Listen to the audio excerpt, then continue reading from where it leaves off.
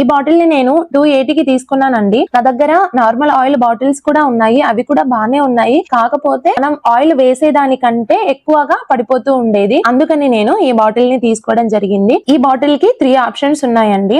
అవేంటో ఇప్పుడు నేను చెప్తాను. ఇలా చిన్న క్యాప్ ని ఓపెన్ చేసేసుకొని డైరెక్ట్ గా ఆయిల్ వేసేసుకోవచ్చు. ఇలా 2 ఆప్షన్స్ ఉన్నాయన్నమాట. ఒకటి స్ప్రే ఆప్షన్, ఇంకొకటి డైరెక్ట్ గా వేసేసుకోవచ్చు.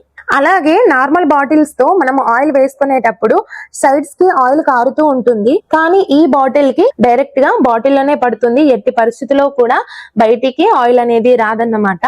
నెక్స్ట్ ఇందులో మనం ఆయిల్ వేసుకొని ట్రై చేద్దాము. మీరు ఇందులో మామూలు ఆయిల్ వేసుకోవచ్చు, కావాలంటే నెయ్యి కూడా వేసేసుకోవచ్చు. నెయ్యి వేసుకున్నప్పుడు రూమ్ టెంపరేచర్ లోనే ఉంచుతాం కాబట్టి స్ప్రే చేసేసుకోవచ్చు. ఈ బాటిల్ ని నేను దోశ చేసేటప్పుడు, ఆమ్లెట్ వేసుకునేటప్పుడు స్ప్రే చేస్తూ చాలా బాగా యూజ్ చేస్తాను. అలాగే స్ప్రే వల్ల ఆయిల్ కూడా చాలా తక్కువ క్వాంటిటీలో పడుతుంది. దీని వల్ల చాలా తక్కువ వరకే ఆయిల్ ని యూజ్ చేసేసుకోవచ్చు.